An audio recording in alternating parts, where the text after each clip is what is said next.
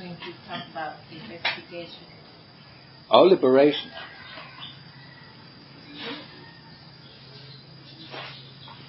What was it? Samanki Dhamma, the liberation of the khandhas, the ballad of the liberation of. Did you read that ever? I mean, it's supposed to be by Luang Pu Man, but Tanacha never confirmed it. Ajahn Panya translated it. Well, I read both. Ajahn Tanisra and Luang Pu Panya's. I mean, there were three translations. There's a duck. I don't know the duck one. Duck, that's quite interesting. Tanisra and Ajahn Panya. But Luang Pu Panya says he recognises the handwriting. Sorry. He recognizes the handwriting of Luang Pu Man. No, that can't be. Long Mahabura recognises the handwriting. This is Ajahn Mun's handwriting. No, never. That's what he said. No, that's I mean, he might have said it. Right. So that settles the decision. I mean, it's all. You see, it's all what we want to believe, huh? I mean, that is the truth for us. I mean, we even hear what we want to hear. We don't hear what is actually said most of the time, isn't it? It's very unlikely. The thing is the content. I mean, the content is so unlike Ajahn Mun, who was so direct. What's the sentence again? The liberation, the ballad of the liberation of the khandhas. And Ajahn Mun really misspelled his own name, and that is really strange. Not misspelled. He spelled it what pronunciation? Because the Isan would say Man, he would say Man. Ajahn Man. Just like that. It's just a sound. He just wrote the sound of his name. So it really does. And they said that he wrote it before he went to Chiang Mai. So it might be that he wrote it at the time that he was only an actor. That's why he just talked about the getting rid of the khandha as all period. They say something further. Right. I used to ask Ajahn Suwat about this. What did you say? He just agreed with me. I said, so it means that he wrote this book while he was on Anakami because he was at Anakami before going to Chiang Mai. Of course, yes. He was an Anagami when he left Sarika cave and went to Sakon. And went to every place, including Svatsapatum before going up to Chiang Mai with Jakubali.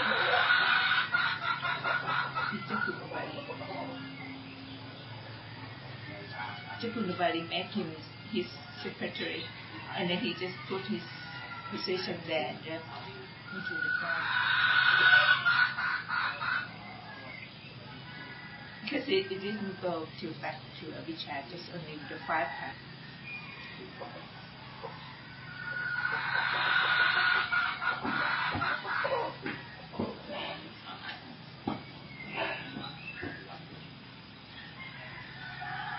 So when Luang Pu Man attained to the stage of Anagami, he felt so sorry for his colleagues or current practitioners who did not know the way. So that's why for a long time, for years, he taught them the correct way of practice, how to get on, before he himself, finally decided or finally saw the need to finish off and attain arahantship. So that's why he went to a very lonely places in Chiang Mai area and disappeared there for nearly 13 years. I mean, it's if I remember the years correctly, but you find it in the biography of Ajahn Mun. So at that time of Luang Pu Sao and Luang Pu Man, there weren't really any meditation teachers. I mean, all what was there, were pariyat, that means studied people who studied the text. But there were no people, who practiced. So Luang Pu Man and Luang Pu Sao were the first ones who invigorated or reinstated the Kamatana, the basis of practice. So they went, as Tutanga monks all over Thailand and taught the people, where the monks, especially the monks and some of the laity, were inspired by these kind of Kamatana monks, so they came and listened. And some of them came and listened to Ajahn Mun, and they, they were teachers in their own right, they had a lot of disciples, but the moment they listened to Lumpur Mun, they gave up all this and went with him. They forgot about their own, about their own position, everything, and when they saw the need, they had to practice. So he was that inspiring, to make the people practice, and go to the path of liberation. That is the legacy of Lumpur Mun. Wherever he went, he inspired people. He inspired Ajahn Mahabodhi himself, and he inspired so many people. So that out of his disciples, there are at least 50 to 100 monks who attained Arahantship. That is not something, that happens very often. That just tells us about the greatness of such a teacher. But he died, so we don't have the advantage here. Just like people at the times of the Lord Buddha, they just listened to one or two sermons and they got enlightened. Because of the power of the Dhamma that went through these people. Oh, I don't have that Dhamma. Oh. I haven't even... Wait a little bit. Wait a little. When did he's back from Chivaswal? When I'm back from Chivaswal. Yeah. I might have, people sometimes tell me that I do inspire some people, but I just don't have the depth of it. I'm missing the depth of Dhamma. So if I would have the depth of the Dhamma, like Lumpur Mun had it, when you consider Lumpur Mun, he was half on his, he devoted himself to become a Buddha. And he was 50% on the way. And then he saw that, the other 50% takes eons of lifetimes, to fulfill it. So he said, no, I'm so fed up with the dukkha, I want to finish it in this life. But because he devoted himself to become a Buddha, that's why the depth of his practice, that's why the depth of his Dhamma was so immense. What is the difference between Buddha and Arahant? Buddha and Arahant are both enlightened people, but the Lord Buddha finds his enlightenment on its own, without any teaching being around. So for Lumpur Mun that wasn't the case, because the teachings of the Lord Buddha was around. He just had to dig it out again, because it seems to be lost, at that time on age when he was born. People said, Nibbana, when he went out with Lumpur Sao, the monks said, Nibbana was 2,500 years ago. Don't worry about it, huh? Why to struggle, for something? But both of them, they didn't believe it. They said, I must be here, because the teaching is opanaiko, open your eyes and see for yourself. He didn't say, open your eyes and see only when there's a Buddha. As long as we open our eyes, that means, we are blinded. Avijja is that thing that blinds us completely. It blinds us with text, it blinds us with the sutta, it blinds even us with the teachings of the Lord Buddha. Some people are so completely blinded they can't even find their way through. So the path of practice is the path of looking into the heart and not taking into account our brains and what we think and what we assume and what we view. The path of practice that leads us to liberation is, first of all, the first part is morality. The 5 precepts. Not to harm any living being. Not to take what is not given. The 3rd precept, not to lie, not to use harsh and abusive speech. The 4th precept, no sexual misconduct. Not using somebody because of one's position or power, or, living outside of one's marriage. And the fifth one is no alcohol and no drugs. Things that make us unmindful. So that is morality. That is one part. I mean, we just, when we start our practice, or when we live here at the monastery, I mean the 5 precepts, that is, it's a must. If you take on the 8 precepts, that is fine. It's your choice. Most of you actually take it on, because you eat only once. So, and then we have samadhi. That is the second column.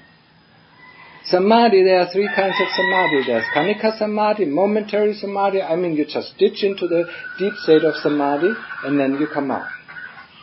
And normally for people who are skilled in that kind of samadhi, or when you look at the biography of Hachaman, I mean, he dipped into this khanika samadhi and went out and came into, and was then in the upachara samadhi. So khanika samadhi is really momentary. Momentarily means just, within the blink of an eye. But it's so deep, you won't forget it. For most people, this is not the way of samadhi they experience it. There are a few.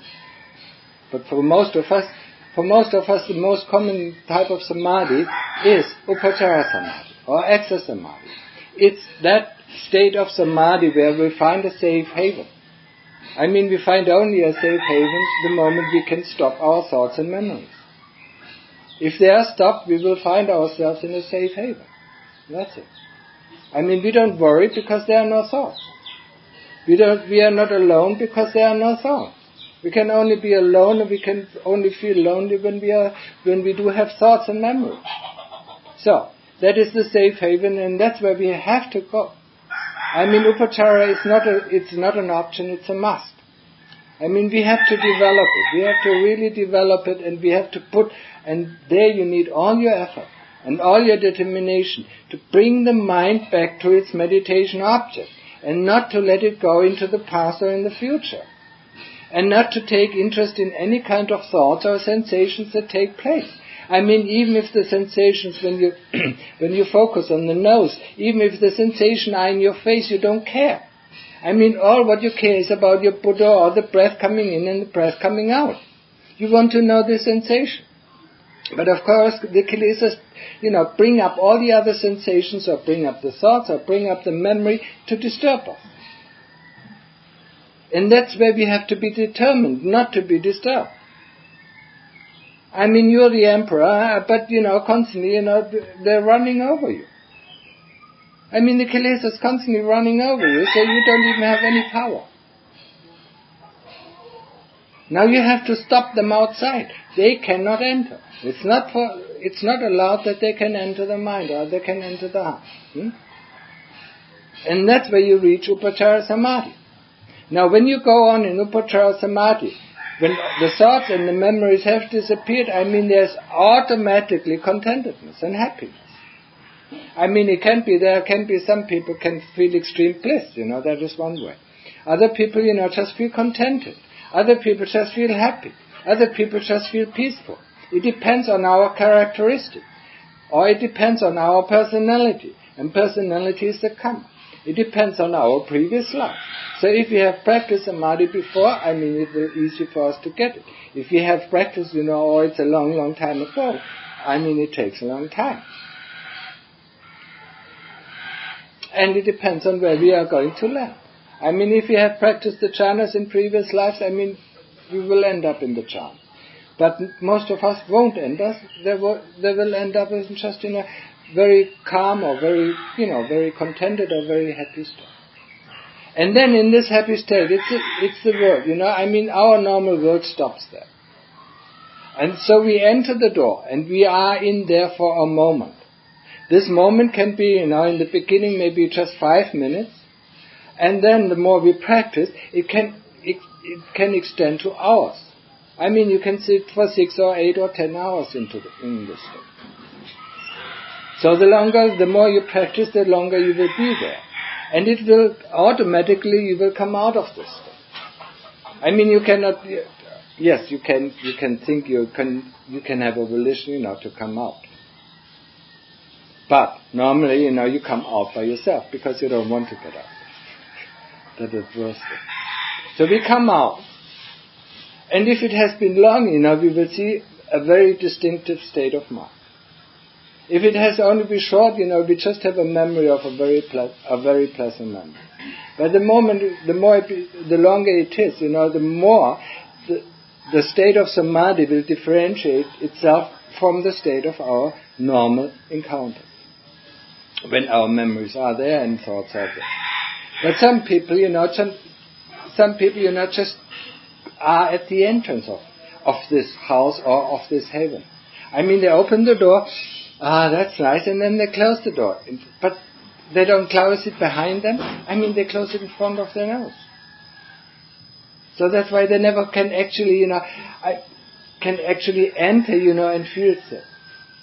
They open it, and then they close it. And they open it and close it. And then, of course, this kind of samadhi, as nice as it still is, you feel depleted of energy when you get out.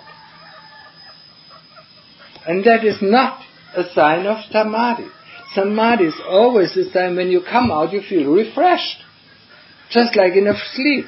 You completely feel refreshed. And the longer it was, the more refreshed you feel. And the more energetic you feel. And the more concentrated you feel. That is really the thing, how we can judge if we really have been into samadhi. Be just upachara samadhi. Whenever we come out, we feel concentrated, refreshed, and energetic. Otherwise, it just has been opening the door and closing the door, and then we feel depleted and frustrated. So that shows you actually haven't entered. So make sure that you close the door behind you. And now when you are in this upachara samadhi, then still, when I say then, if memory and thoughts are gone, then there's still it's still the world of experience. All sorts of things can happen. One samadhi experience from another can differ as America from Africa. It's not always the same. It can be extremely different. Also depending on your characteristics. Only over time, there will be a common denominator. But at the beginning, you will be thrown automatically depending on your experience from your previous life or from your practice of your previous life in different states. It can be states, of different realms of existence, or it just can be different states of mind. So you really cannot say it, and you really cannot predict it. And it also shows you that, one experience of samadhi and the next experience of samadhi will differ. So don't look for something that you experienced just yesterday. There you go the wrong way. It will never work out. It will never come back. Because the experience of yesterday is the experience of yesterday, and the experience of today will be the experience of today. Now, when we stayed in upachara samadhi for a little while, and we become contented, and then we start going back to our meditation object, be it the breath or be it the Buddha. And then the breath becomes subtler and subtler and subtler until the breath disappears. At that time, the point of concentration is still at the tip of your nose. Also, our awareness seems to sink down to the heart level, to where the chitta is. Don't worry about it. Stick with the point of concentration and it all automatically will sink. The moment the breath stops, then a moment of fear can come up, or you automatically choose to drop into the heart. Then the point of concentration, everything drops into the heart. It's the same thing with the Buddha. The Buddha becomes so difficult just to think this word Buddha. Because the mind really, you really feel it. The closer you are to Appana Samadhi, you really feel it. It really concentrates it. If it concentrates in everything, everything has to disappear. The first thing that might disappear is your body. It might be, just the lower part of the body disappears, then the upper part of the body disappears until only the nose is, in your You are only aware of your nose or of the breathing. And don't worry about this. Just, observe it until the breath really stops. And don't get afraid. The moment the breath stops, don't get afraid. If you go to sleep, you don't know where your breath is. But you're never afraid. You get back out of it. Just let it drop it. If it doesn't drop by itself, then you have to go actually with your concentration down to the heart and follow it. And that's all. It's the same with the Buddha, The Buddha becomes so difficult, you can't think of it. Just let it go and go to there. And that might be a struggle the second time. The first time it's not a struggle, it's really, it's mostly easy. The second time it can be an hour-long struggle. It can be 1 hour, 2 hours, 3 hours, 5 hours, 6 hours. Because the kilesas know what is going to happen. Because when we enter Appana Samadhi, the kilesas are completely gone. They are waiting somewhere very, very, very far distance in the background. The Appana Samadhi or the deep state of Samadhi is the state of one-pointedness. If there's one point, how can there be a universe? You might experience it as like dropping into a well if it is slow, if you drop in slowly. The further you go into the well, the darker it is, and the less you will know of the universe around you.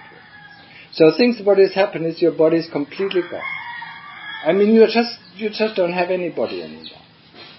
And then this universe will be gone. Thinking stops, experience stops, everything stops. Because we cannot experience without our senses. We cannot experience enough. Once the mind gets one-pointed, it cannot experience something else. That is, what can you experience if it's one-pointed? Nothing. If the observer and the object observed, become one, what is the experience? There's nobody who experienced that. So, what we are going there, one-pointedness is nothing else. Then we revert to the true nature of our citta. It is, for most of the people, it would be really, really worthwhile, to try to dig in there. Because it's nothing else, and everything disappears, we know that this universe really does not exist within this framework as we think it. There's something else that is not of this universe, that is not of this conventional reality. And that is the state of Appana Samadhi. There are no kilesas who bother us, there are no experience, there's nothing, there's just knowingness. The true nature of our citta, just pure knowingness. And then this knowingness does not know any other thing. Otherwise this is not pure knowingness. If the knowingness knows about objects, it cannot be the knowingness. So it's really deep, it's really extreme. And it is one thing, if you want to know what the Buddha's path is all about, just go there and look for yourself. Kanachan Mahabodha calls it, it's a preview of Nibbana. That's what is left. When you go into Nibbana, that's what is left. And everything else just disappears. We have reverted back to our true nature, and that is the only true nature that exists, that is not going to change. That does not underlie anicca, anatta, dukkha, the three principles that the whole universe underlies. Anicca is impermanence. Anatta, this is not me, that is not myself, that doesn't belong to me. And dukkha, there's no dukkha. How can there be dukkha? There's no dukkha in Upachara Samadhi already. How can there be dukkha if there are no thoughts and if there are no memories? So, in Appana Samadhi it's even more extreme. And I can guarantee you, the moment you drop in and you get out. You just get out by yourself. Sooner or later, it depends on your practice as well. Maybe it's only 5 minutes, maybe it's an hour, maybe it's 2 hours, maybe it's 7 days. After 7 days, you normally come out. Because then the body needs some refreshment. The body sits in the same position in Appana Samadhi. It doesn't move. It doesn't change. I mean, the breath is very slow, and there's no food coming in, and there's nothing. There's no eyelid, there's no movement, there's no adjustment. Oh, that's hurting and that's hurting. No. I mean, you sit, when you enter Apana Samadhi and you sit like that, after 7 days you come out like that. That shows us. I mean, the chitta is the only thing that moves this body. The moment the chitta is completely, unified, I mean, it doesn't even have time, to go out. So it will not know. It will not be able to control. It's just like the program of the robot has gone, and make a coffee break. Within that time, the robot doesn't do a thing. Just turned off. And in the position, when it was turned off, I mean, the same position, the programmer comes back the same position he is in. I mean, just to get to know it for yourself. I mean, that is not really that difficult. Because all what we need to do, I mean, it's the simplest task in this whole universe. All what we need to do is, just stick to our Buddha. Or stick to the breath until everything disappears. So what's the difference? I mean, we can do multitasking. I mean, we can be on the phone while we are driving and even while we're smoking a cigarette. I mean, that is no problem for us. But just to do a simple task, just this Buddha, I mean, it seems to be so difficult to do that simple task. I mean, we can read while we can talk, we can even work on our assignment. Or we listen to music or, watch TV while we talk to another person. Huh? So everything, that goes out and is more complicated seems to be much easier for us to do, to accomplish than this simple task. And all what is required, to get into Upachara Samadhi or Apana Samadhi is just this. Concentrating on one point. I mean, one-pointedness actually, speaks for itself. One-pointedness, is this method, concentrating on one point here. I mean, will lead us to one-pointedness. How can it be different? But because our mind constantly goes out and goes here and goes there, I mean, that's where we have to cut it. I mean, you don't have to force it, to be on that point. I mean, you have to cut, the moment it goes out. That's where the effort lies. I mean, to force the Buddha or to force the breath, I mean, that is not helping. I mean, just, to force that, the mind cannot go out. I mean, tie a tightrope around the neck of the kilesas, so that they can't get loose. And then, it has to happen. Sooner or later. I mean, the more interest you show in your object, in the Buddha or in the breath, I mean, the sooner it happens. 1, 2, 3, and you can be gone. And how long does it take?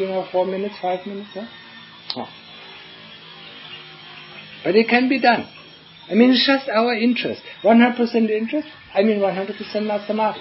90% interest, I mean not even upachara samadhi. 98% interest, okay, yes, we can enter upachara samadhi. So that is the second path of the path of deliverance. Path of freedom, not enlightenment.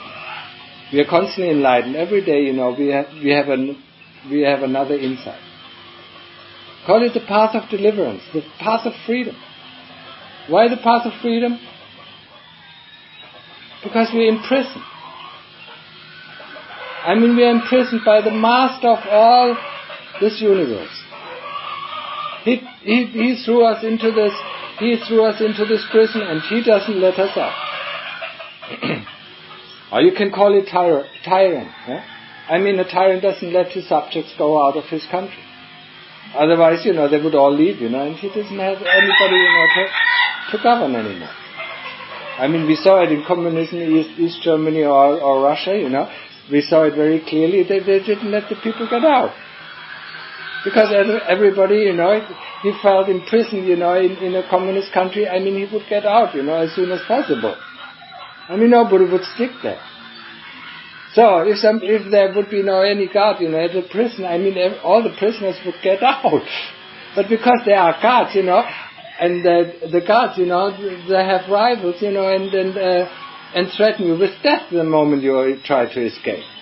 So is it with a Vicha. It's going to threaten you with death. And that is the first time, you will most probably experience it the moment they threaten you, the moment you enter Appana Samadhi, because it is, for a moment it is getting out of the prison. And there you have to put in a fight. You have to become smart.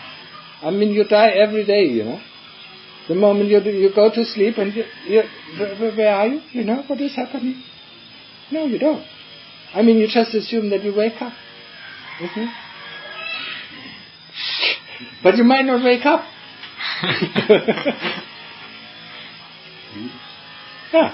He just woke up.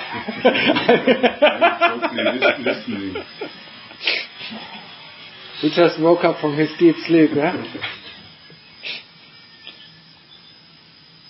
So, as I said, Appana Samadhi, is it's optional. But it's really helpful. It really shows it. And I can guarantee you, the moment, you get into and you get out of Appana Samadhi, the first thought, the first thought is, how can I get back? That's the first thought. And you try everything, to go back. Because it's something, it's the first of the wonders. Sanatana Mahaprabhu talks about it, wonder of meditation. Appana Samadhi is really a wondrous state. It's really an amazing state of mind. It's something that we always wish for. Whatever we do in our whole life, we just wish for this kind of state to happen. Upachara Samadhi is nice, it has also all this sorts of enjoyment of fun rides, where we can do this thing and that thing, but it's not the same. Appana Samadhi or deep state Samadhi is really the core of it. It really shows you, really gives you a preview of what Nibbana is all about. And if you have that thought, you want to go back, that's when you're really ready to go for Nibbana. But if you really want to go for Nibbana, then you have to go and do the third step, or the third column. You have to investigate. You have to develop wisdom. Because the path that leads us to liberation is the path of Sila, Samadhi and Panya. About Sila I talk, about Samadhi I talk, and now Panya, wisdom. Wisdom is the only thing that cuts us loose. Without cutting us loose, we only can anticipate the states of freedom, but we never can be there for the rest of our lives. But without the state of Samadhi, we will not be able to do our investigation. It is just like you build a house on one column, it topples all over in every direction. If you build a house on two columns, it still fall over in two directions. But if you build it on three columns, and raise it equally, these three columns, you can build that house into the sky. You can build that house into the liberation. So that means, you have to develop wisdom, you have to develop samadhi, and you have to develop your morality, or your virtue. All in freedom, not in tandem, in freedom. The more you have wisdom, the more you see how you go wrong in morality. That's how you correct that. The more samadhi you have, the more aware are you in the ways of morality, and the more aware are you in the ways of wisdom. So without samadhi you can't even get there. If you're not aware of what is going on, if you're still on autopilot, all your wisdom is just thinking. It's just thinking whatever we did, If thinking would solve the problem, we didn't need to practice this hard. But it won't solve it. The right thoughts in the right matter at the right time will solve some of the problems, will lead us to some wisdom. But without the ability to concentrate on one subject, we cannot investigate. And at least, before you start doing investigation, at least be able to stick to one point for 10 minutes without the mind, going in this direction and that direction, deviating from its subject. Because otherwise, then our wisdom investigation just becomes sanya. And sanya doesn't help anything. Look at all these great philosophers in the 17th and 18th century in Europe. They didn't find the stone of wisdom. Most of them actually got crazy because they couldn't stop thinking. They're as ever close they can. Schopenhauer did come very close because he got in touch with Buddhism and he tried to incorporate it. He was stuck with the will. Where's the will coming from?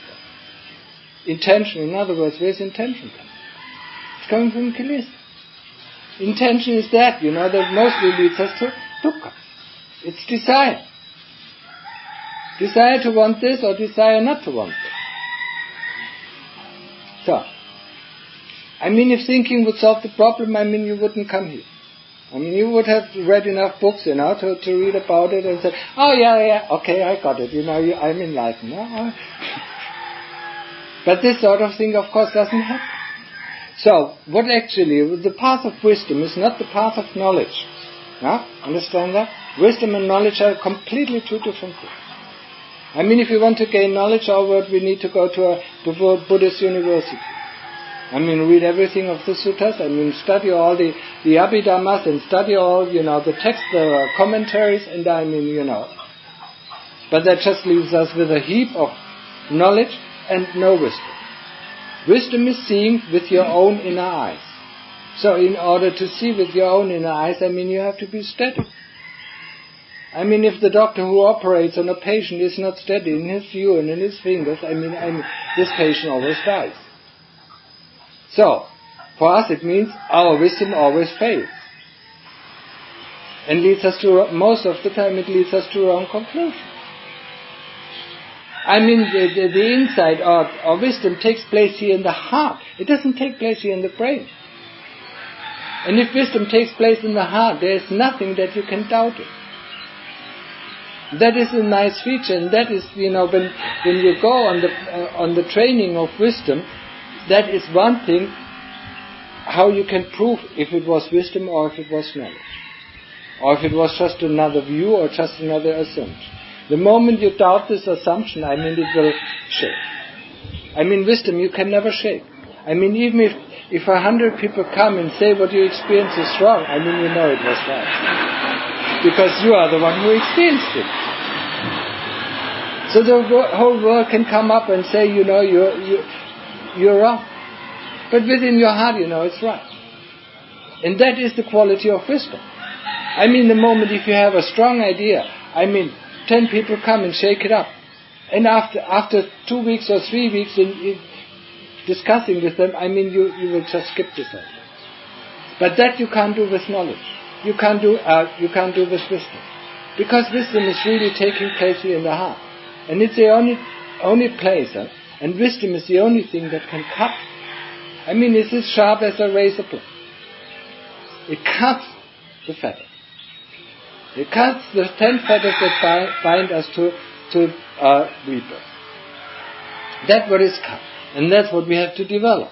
So how do we develop it? Investigation, there are the 3 characteristics that we can investigate. Anicca, anatta, dukkha, as I explained before. We can use them for everything. We can use anicca for our thoughts. We can use anatta for our thoughts. We can use dukkha for our thoughts. If you start and do samadhi meditation and thoughts are constantly coming in and bothering you, then you know this is dukkha. You don't invite them to come in, they constantly come in, by themselves. Huh? So, you can use it, for memory. The memories that come up are never or most of the time not the memories that you want. And the memories that you actually want, you can't find. They will just come up, pop up. So they are not really you. If memory is you, if thought is you, you can say thought, okay, now stop for half an hour. If you are the master of thoughts, you say stop half an hour, and they don't bother you. But they don't belong to you. You don't have any power over them, so you can't stop them. You can't tell them. Or you just tell them, I just want to have my thoughts. Do they follow you? No. I mean, the thoughts just come in as they come in. And they go out just like they go out. You have no power of the thought. So how can you assume these thoughts are yours? Because everybody else believes it. Including you. Because everybody, trains you for 20 years, in school system, in all our education system, starting in the kindergarten. I mean, up to university, up to the level of doctor. I mean, they always tell you your thoughts are you. Your memories are you. But you don't even have any control over them. So, that is how to use anatta. I mean, that is not me, that doesn't belong to me, this is not myself. Because you are the one, or there's something inside you that actually observes a thought coming in and thought coming out. And disappearing. Or memory coming up and disappearing. Coming up and disappearing is the principle of anicca. So you can use that, anicca and anatta. I mean, if something really is sticky, then you don't just tell yourself, this is not me, this is not me, this does not belong to me. Until it has a little distance, until you really can observe it. When you're sick, say this sickness is not me. When you have a bad feeling, this is not me. Until you see it, you observe it, and then say, there's a bad feeling, okay, forget it. It's not me. I mean, it just comes up, it's just like a wounded dog, comes in front of you. I mean, the pain is not you, but you feel it. Because we are not actually separated from these other things. We only make the separation, and that is quite artificial. We separate ourselves, and that's why we're lonely. If we wouldn't separate ourselves, from other entities or from other beings, I mean, we wouldn't be lonely. We would be just one with the being, and we would understand much, much better, what is going on in this universe. At the moment, we think, we are still one individuality. And each of us, individuality, wants to be the center of the world. I mean, when we look at our thoughts, we are always the center of the world. And everybody has to turn around us. Now think about 6 billion centers of this world. I mean, how they're getting clashed. I mean, now you understand why this war is taking on. Why constantly war, why constantly battles are between people, between brothers and sisters, parents and children. I mean, constantly going on. Because everybody wants to be the center. Everybody thinks he's the most important being in this world. So, I mean, anicca, anatta, dukkha, brings these 3 principles, can help us a lot within our investigation. But what do we actually have to investigate? We actually have to investigate the 3 things, the 5 khandhas, the 5 groups that we call ourselves. In these groups is the group of the body. With the group of the body, of course, comes the group of the 6 senses. Like hearing, like smelling, like seeing, like tasting, like touching and thinking. That is the group of the body. So, that is the first thing that we investigate. Inside, outside, outside, inside. From top to bottom, from bottom to top, and in detail, cause, and so on, and so on. You do it for 1 month, you do it for 1 year, and you do it for 10 years. Until you're finished investigation. You really want to understand what this body is. At the moment, you still see the body, I mean, you don't see the body. I mean, all what you see is skin, and hair, and teeth, and nails. I mean, that is the thing that you see. Because it's the outside of the body. Where do the teeth grow out? Huh? Where do the hair grow out? Where do the nails grow out? Where does it come out? I mean, so open up the body, and then remove the skin and then see, for what the body is like. Where it all comes out. Or do some simple things in the beginning and just look at the food, food processing chain. I mean, one of the doctors, a doctor, said a very interesting thing. You're just like a donut. I mean, above there's a filling, down there's an all. I mean, all, that's all our food processing thing. A donut. It goes in, it goes through.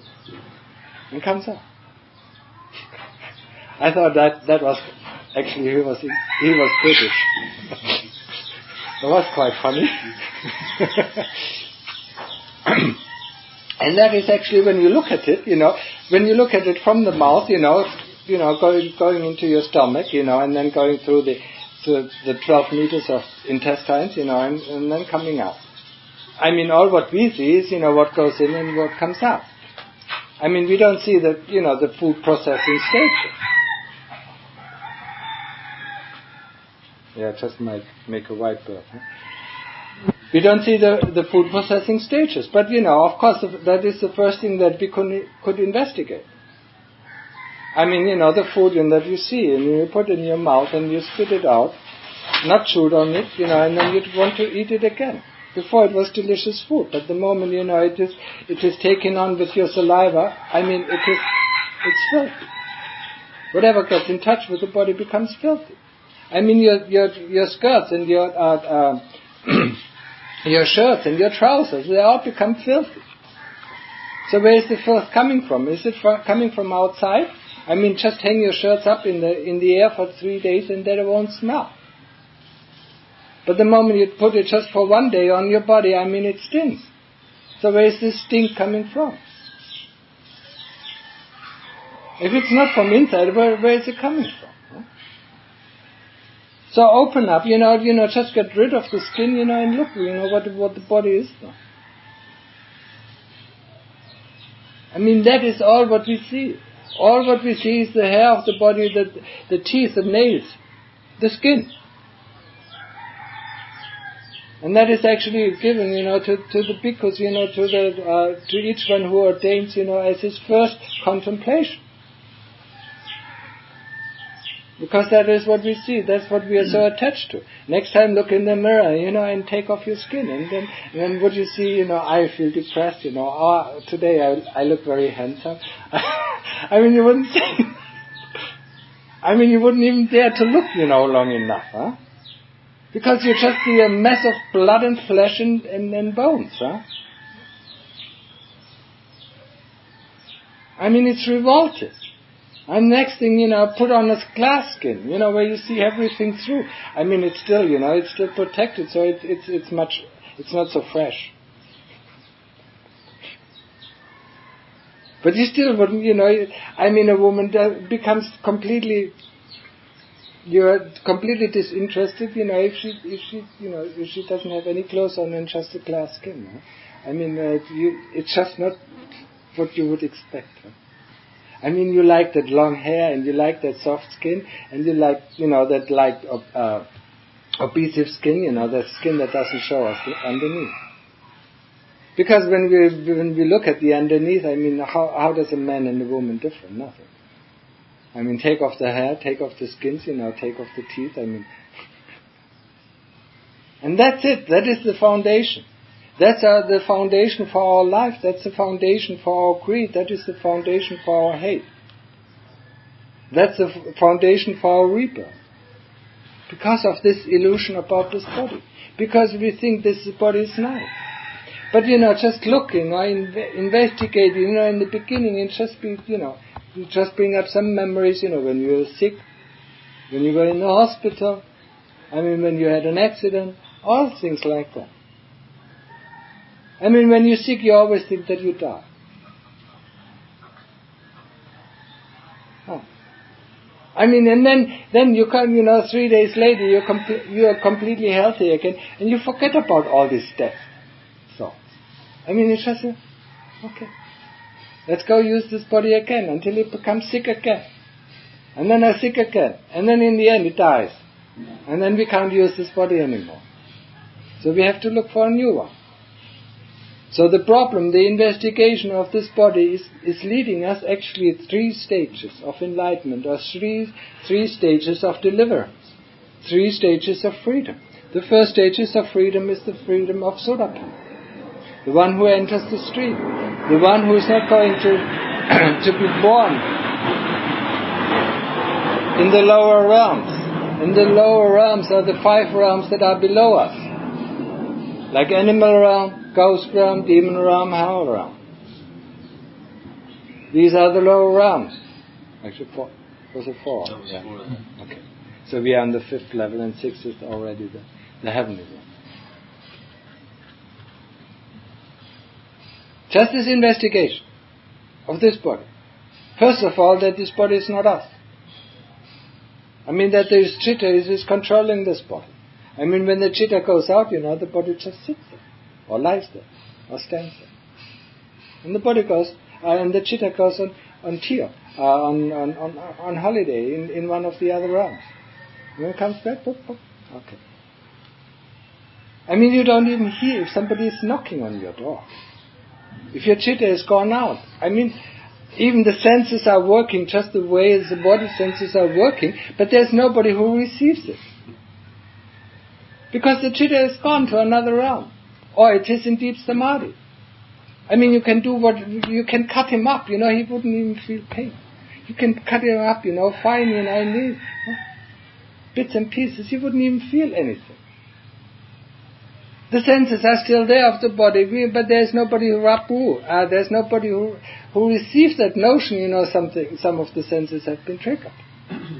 Because the chitta completely, closed itself in. Or went to another sphere. So that is the main point. That is one of the main difficulties that we have.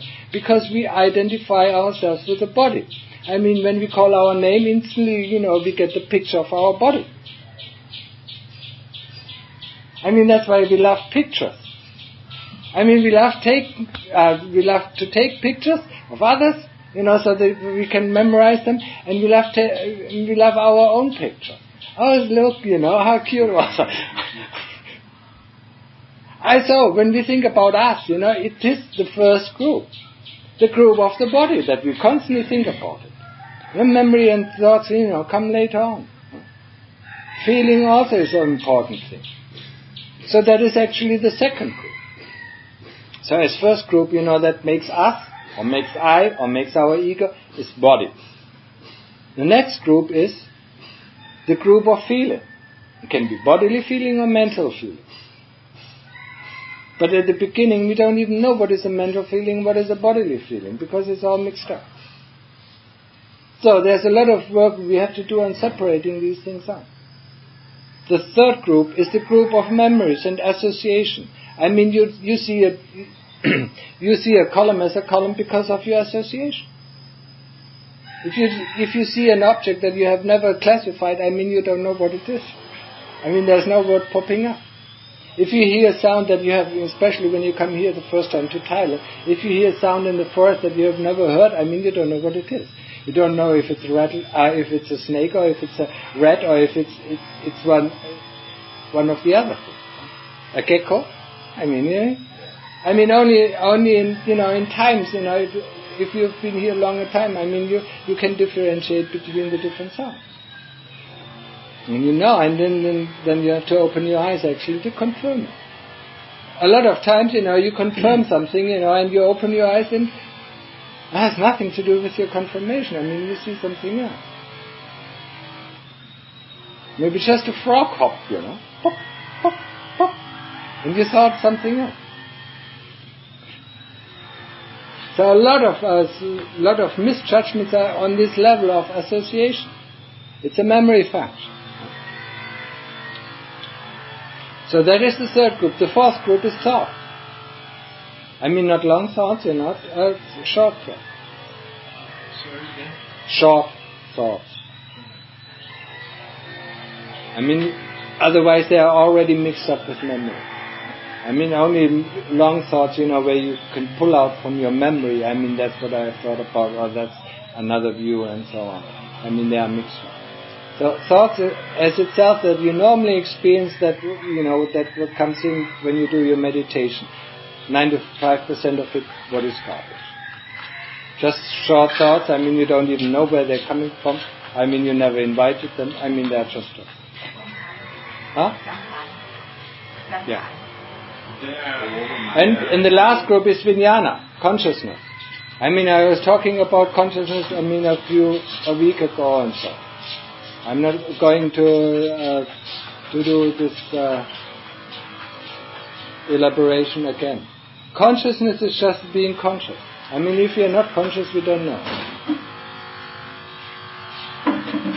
And consciousness is something, that is so difficult for us to catch.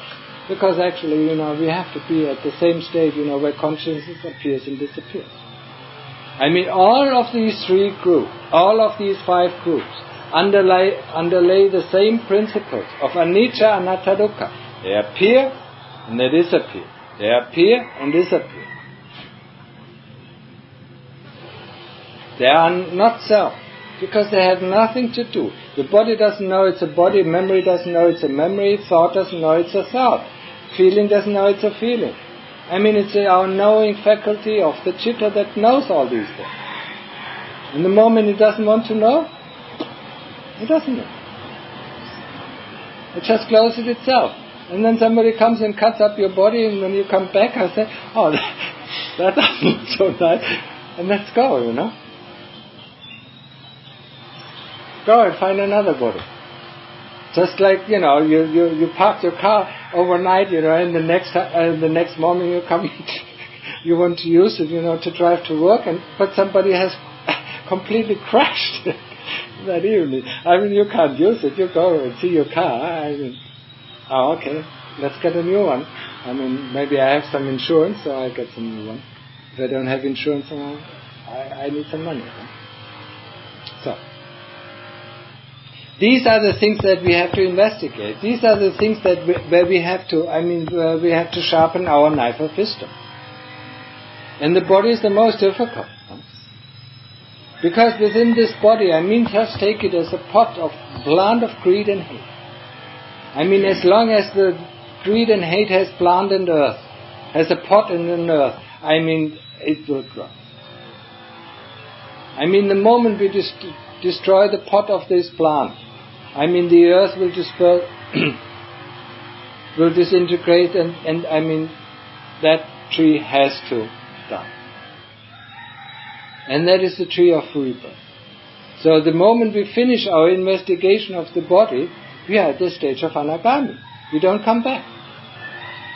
So we have, you know, we actually managed to take three stages of liberation in one go, or along the same path. Stage of Sotapanna. Sotapanna means you cannot go back into the lower realms. And you have at most 7 lives. I mean, you spend your lives in the heavenly world or on the human realm. I mean, that's not too bad.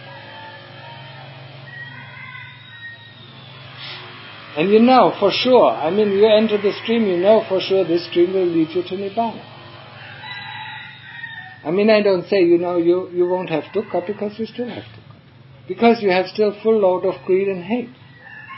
And desires of this and desires of that. All what happens is that you can't fall down to the lower realm. So, the next stage is the stage of Sakadagami, or once returner. I mean, he has cut down on greed and hate, you know, to 50%. I mean, that means for him, you know, he will come only back one more time. At most. If he doesn't make it in this life, he doesn't come back. But that is still on the path of investigating the body. I mean, you see how long it takes, huh? I mean, it is the thing, you know, we've been in happy dating for billions of lives. I mean, so we are so attached to this body, I mean, it's so difficult to get rid of it, so this is kind of hard work. And without samadhi, I mean, these things will not show up. So and then actually, you know, when we look at it, we have, once we are attained to anagami, I mean, we have cut down the 5 lower fetters. The first 3 fetters are, not only the first 3 fetters are only the body, but the first 3 fetters for the Sotapanna is the fetter of doubt that there's heaven and hell.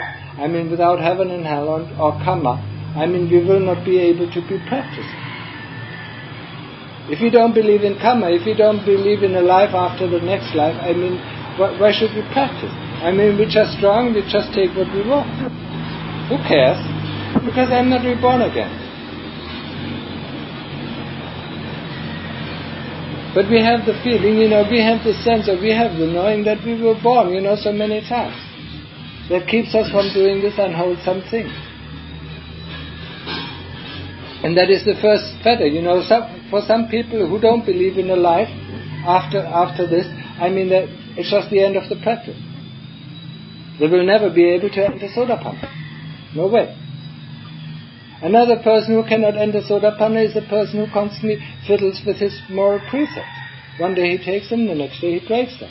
And then he takes them again, and then he breaks them, and then he takes them again and breaks them, and so on. I mean, he's not a person who will enter the stream. So these first two fetters, I mean, keep them in mind. I mean, keep your moral precepts, keep your 5 precepts, and then you're on the safe side. I mean, you don't have to believe it 100%, but just that there are heavenly worlds and there are hell worlds. I mean, you want to go to heaven because you have a feeling that there is something good, something nice. It's a memory that still sticks with us. And we have been to hell before, and we have been to heaven before. So our memory still sticks. That's why we are afraid of hell. We don't want to go there. Because we know how much desolated place it is, and how much dukkha there is. So then it's not so difficult, believing in heaven and hell. But in rebirth it's a different matter. So karma, believing in karma, I mean whatever we do will have an effect. I mean, we know everything has an effect. I mean, if you cut down, nowadays we know if you cut down the rainforest in Brazil, it will have a worldwide effect. Huh? How can it not be? I mean, the rain that's used to gather there, it will flood over there. And the heat, that used to be prevented by these woods, they will melt the ice. So, I mean, whatever we do will have an effect. And that also means, for our daily viewing, or for our being able to be in the present moment, I mean, whatever happens to us right now, is that what we have done in the past. I mean, whatever you did unto others, that will come back to you. That's why we have this saying. Don't do unto others what you don't want others to do unto you. So whatever happens to us, is that what we have done to other people. And these people are not the same people. I mean, we can hit a weak person, one day, and then a strong person comes, in a few days and hits us. We know that happens. But that is exactly the karma, it comes back. The karma is the result of our action that comes back, not through the same person. I mean, of course, that weakling will not be able to hit us, but we're going to protect. So then it comes from a strong person where we can't protect ourselves. So karma of this kind of sort is always coming in a situation where we are weak, where we cannot actually go against this karma. So we have to accept it. I mean, it is one of the big lessons of practice, that we have to accept the things that are happening to us right now at this very moment. Without that, we constantly struggle against it. I mean, who do we blame? The first one, we blame our brothers and sisters, then our parents. I mean, you didn't provide me with enough information, or you didn't provide me with good enough school. Then we blame our local government, and then we blame our national government. And if we don't blame our national government, we blame the UNO. I mean, that's the highest institution we can blame. We never blame ourselves for the karma that we've done. We always blame, right? I mean, the Dutch blame the Germans. That's okay. I mean, we did a lot of bad, to them in 2 world wars. So it's okay, if they blame us. We can blame the French, and the French can blame us, because we always had wars. But, that's not the point. I mean, the scapegoat, wherever we go, wherever we look in any kind of government, they always have a scapegoat. It's this or that, it's this country or that country, or it's this nationality or that nationality. I mean, British, have the IAA, so they can blame them, for a lot of things. That actually, it wasn't always done by the IAA, Just like the Germans had the RAF, and they did a lot of crap, but not all the things they blamed on them was the RAF. I mean, we know it by now. Things leak through. So, I mean, blame it on. If you want to blame it on yourself. And then you found the person who actually did it. But of course, in the beginning, it is difficult. I mean, because we are so used to it. I mean, get out of my way. I mean, if it's mild, and instead of us going out of their way.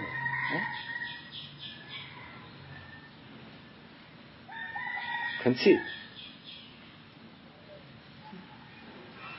So going out of their way. We're standing in there. The moment we think something, we just do the opposite. Get out of my way, so we get out of their way. Instead of hitting them, get it. Accepting the things as they are. So and learn. And the main subject, when we practice, is practicing samadhi. So whenever we do and start our investigation of the body, once a day we have to rest our mind. It's hard work. We do investigation of the body. We look it, we look and we close our eyes and see it with our inner eyes, and then we put it in bits and pieces. Or we remove the skin. Or we ask questions, where is all this blood and where is all this filth is coming from? We want to see where it's coming from. Just look inside the body and you see where it's all coming from. Or look at the food processing chain. Just look at from the beginning and it enters the mouth. All what you're interested to hit the taste buds. The moment the food is there, you don't taste anything anymore, huh? That's why you have to stuff it in, to get the most of the taste bud. And then your stomach is stuffed, and you feel so sleepy, huh? And the stomach, does have problems with, digesting all this food that, we designed for the tongue. We didn't design it for the body. We didn't say it's healthy. We just took it, because it is so pleasing to us. It's a taste, that it matters to us.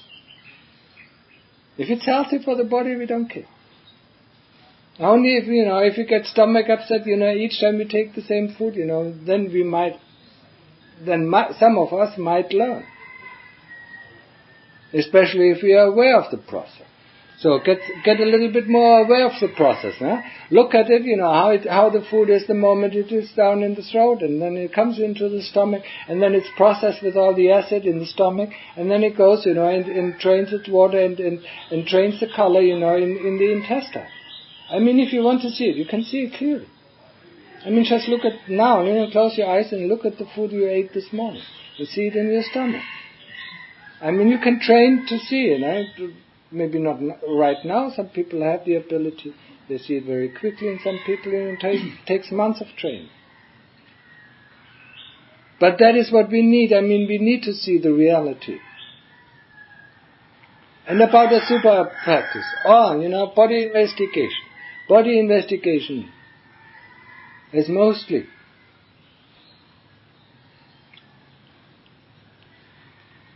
one aspect. Is to get us in touch with unpleasant feelings. To be able to stand unpleasant feelings.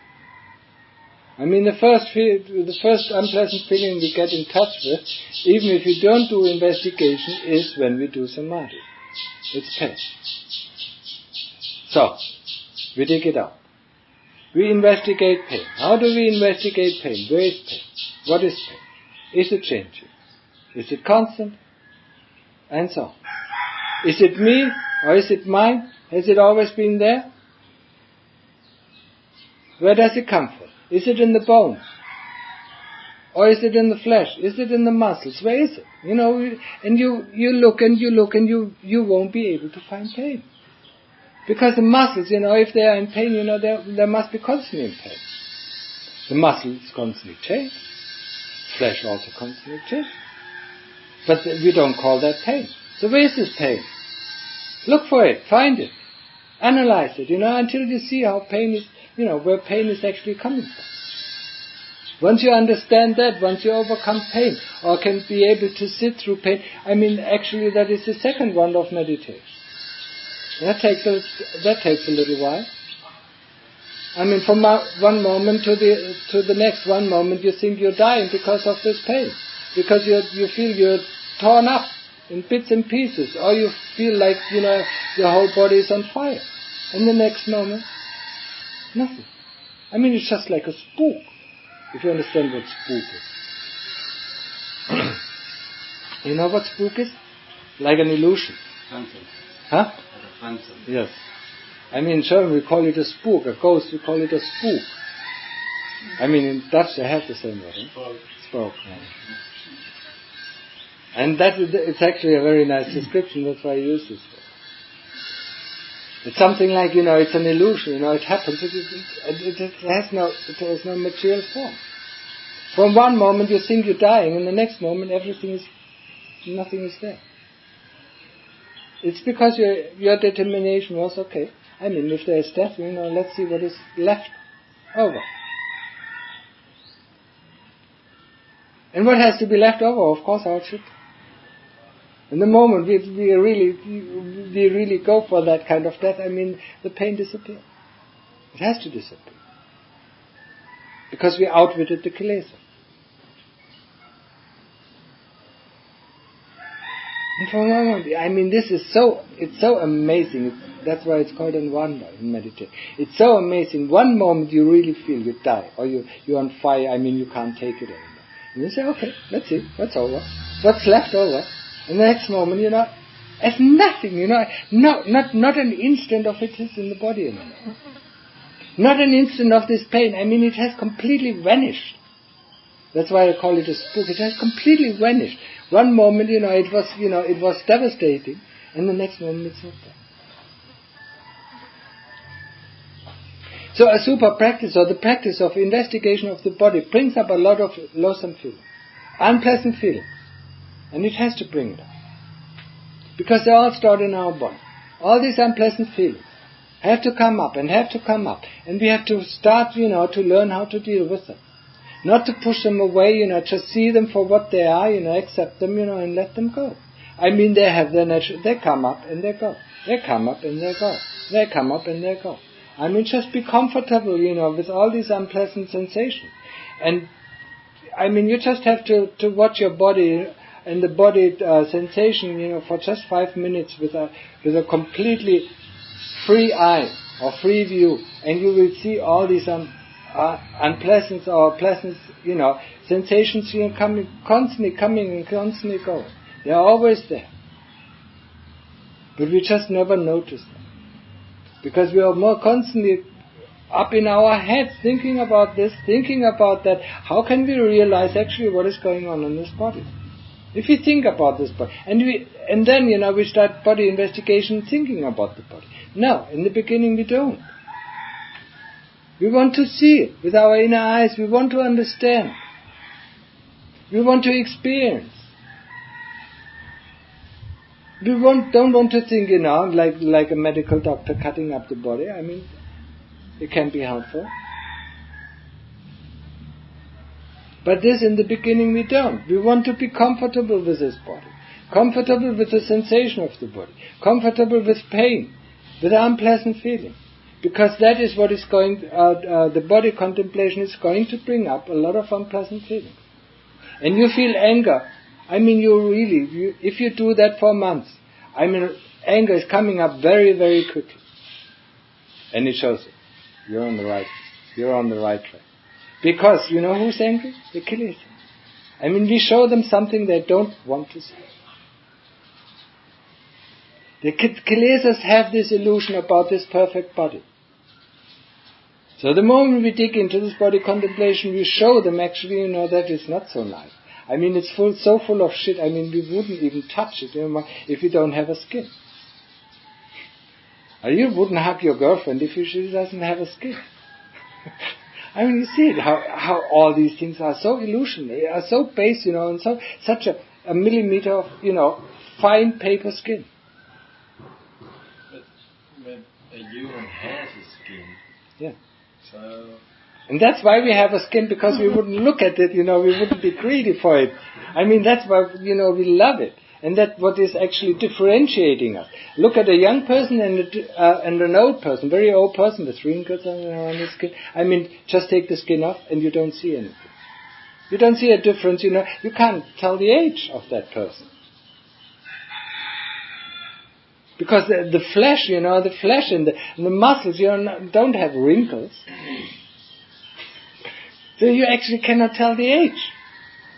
I mean, if somebody has hair loss or not, if you take off the skin with the hair, I mean, how can you tell? I mean, you can tell from the size, if it's still a young child, but the moment it is an adult until the moment it dies, you can't tell without the skin how old he is. Isn't that amazing? So the skin is a big deceiver. Tanachan says it all the time. The skin is a big deceiver that deceives us. Of course we are born with skin. That's why we have to take it off. We are born with a reason. We are born, some people, are born in very pretty places and they like to make them very pretty and even prettier. Why do we invent art? Because we enjoy these pretty things. So nobody wants to see the loathsome things, huh? And all our life, we have escaped from the loathsome things. That's why we have to bring them actually back, huh? Okay, that's it. One more, And then after a while, you get used to it. You see, they're always there. You just have been evading them. Because of your bad mood, you go to see a funny movie. Your bad mood hasn't gone. It has pushed back in the background. And the more often you do it, it will come up sometimes. And then it comes up very surprisingly. You live with your partner, for years and years. But you push all these bad things into the background. And one day, it all comes up. And you leave her. Or she leaves you. It's not that she has not seen it or you haven't seen it for all these years. No, you didn't want to see it, so that's why you pushed it all away. And exactly this body contemplation, is just dealing with all. Okay, come on back. Let's see, until there's nothing more. Until we finish, yeah? We see it, we can take it, okay? Yeah. And then let's do it with the other thing. That causes our greed. And then, once we can deal with unpleasant feelings, let's deal with pleasant feelings. Because it's not, you think, you enjoy your pleasant feelings. No, you don't. The moment you have a pleasant feeling, you want more of it.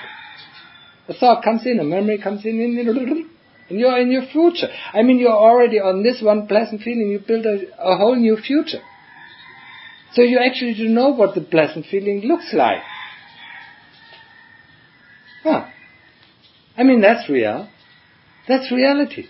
We don't know what an unpleasant feeling looks like, or how an unpleasant feeling experiences, how a pleasant feeling experiences. That's why we do the investigation. That is one of the main reasons why we do body investigation. The second reason is, of course, to get around the illusion of this body that is something nice. And come to the realization it's a factory that turns everything that is pleasant and nice into something that is shit.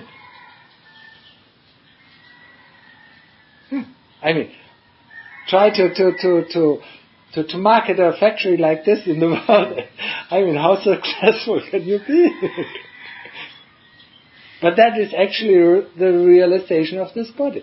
Whatever comes in touch with it turns into something that is ugly and distasteful. But we don't want to hear that truth. That is one thing, why the Buddha's teaching, differ, so much in the West and the East. In the East, in the West, nobody talks about this. Because people don't want to hear. And that's how they never can enter the stream or Sakaragami or Anagami. Because they don't want to listen to this truth. So if they can't listen to this truth, how can they enter the stream?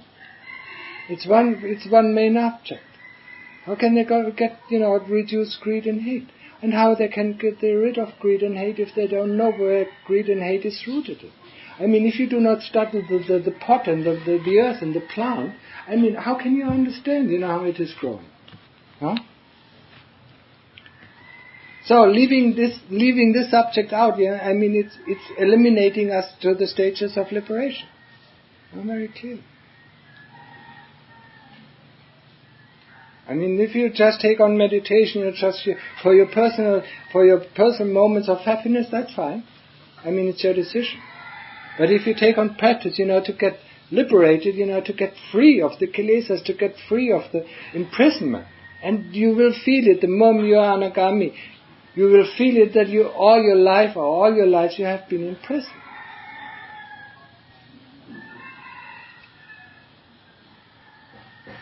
And you will never come back. I mean, there's nothing that holds you back on this dirty planet. But who wants to hear this? We all love this body, We all love, the other sex. I mean, we all love music. We all love this and this and this and this. And that's why we have to investigate it. We have to investigate the 6 senses that comes with the body. Not only the body, but also the 6 senses. I mean, does the eye knows it sees? No. Does the eye knows what it sees? No.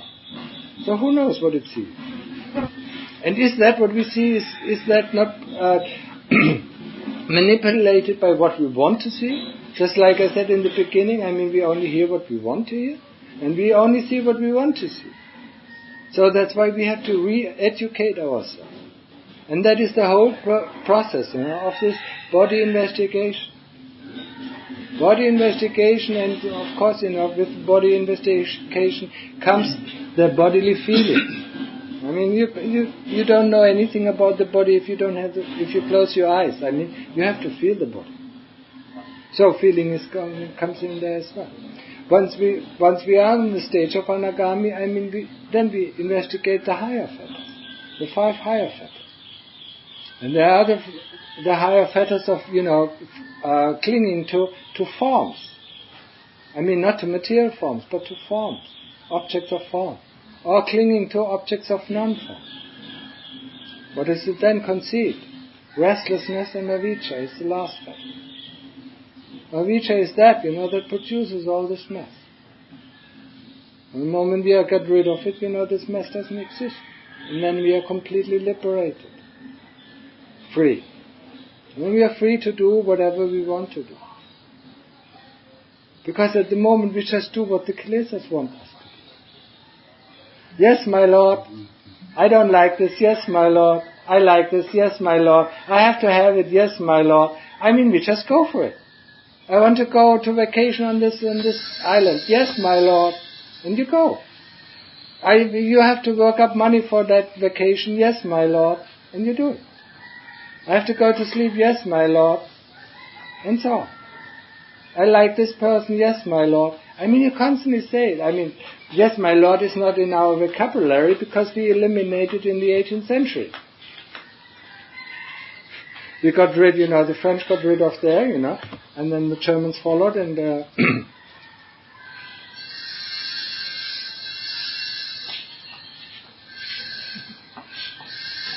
but it's there. I mean, who is constantly telling you what to like, what to do, and what to not to do, and what not to like? If it's not your Lord. And that is the Lord of avijja. I mean, we just don't see it. We just call it ourselves. Huh? And that's why we cannot even come out of this delusion. So we have to separate what is ourself into these 5 khandhas, into these 5 groups. Okay, that was the group of memory, that was the group of thought, that was the group of the body. And separated within the body, that was the group of the senses. One of the senses, eye contact or nose contact or ear contact. So. Yeah. I mean, once avijja is gone, then you're liberated. There's nothing. There is nothing more to do. When you categorize it. Huh? You said you just have to categorize it into it's a body thing or it's a thought. Yeah. And that. I mean, then it's just there, Just like I said, this is a Coke. I mean, what has it to do with me? I mean, see, if you have a blender at home. I mean, you can put in vegetables, different kind of vegetables, and different kinds of meat, or or juice. I mean, you blend them together, and what do you see? There's one color, one taste. And that's what you call yourself. One color, one taste. But the blender is that. Avijja is the blending these 5 khandhas. And you don't see it. Because he presents each kind of blend with a different name. Ah yeah, that's it. Ah yeah, that's it. And you go for it, you fall for it. And that's why we have to come back, to roll back, how does he blend it? That's why we first have to put it in a group of the body, or a group of the memory, or a group of thought. And then we see, the difference between a feeling and an emotion. An emotion, is a build-up feeling. It's a snowball effect. At first, there might be a trigger of a memory, that has an associated feeling with it. Or a thought that has an associated feeling. Or a sensation with a feeling. That, triggers another thought. Or triggers a memory. And within a minute, or within half a minute, you have a feeling of strong hate or feeling of strong feeling. Half a minute, just takes it up. It just rattles through the cycles, 50 or 100 times. It's just like, what is it, sugar candy? You blow up the sugar. How you call it? Candy floss? What? The sugar. We call it candy floss. Candy floss, yeah. And that's just like it. What's the ingredient? Sugar. You just blow in some hot air. And some color on it, and it looks different. And so is it with any kind of emotion. Feelings, there are 3 kinds of feelings. Neutral feeling, pleasant feeling, unpleasant feeling, nothing else. Everything else is an emotion. Everything else is built up. Memories, thoughts. And they're so fast. You just go, next time you see something, or you see something, remember this. Within a minute, you see somebody and instantly, a lot of anger comes up. Or instantly a lot of, you want to go. Greed comes up. You weren't even aware of the process. Because it's so fast. Our computer is so fast. You turn it on, and it comes up, and it goes pop, pop, pop, pop. And then when you see your video or you listen to music, you don't know what is going on in the background, do you? Only if you study, word by word, instruction by instruction, you know what is going on. But because of so many instructions that are going on and fitting to the same, one gets confused, cannot keep it in mind. Just look, just observe, how avijja is blending all these things together. And makes all these symbols. How many symbols do you have in your language? 100,000? Something like that. Now bring all these 100,000 symbols back into the 5 khandhas. That's the 5 symbols that actually only exist. Yeah? Everything else is made up, blown up, candy floss. And we go for the candy floss, we don't go for the sugar. Raw sugar, nobody eats raw sugar.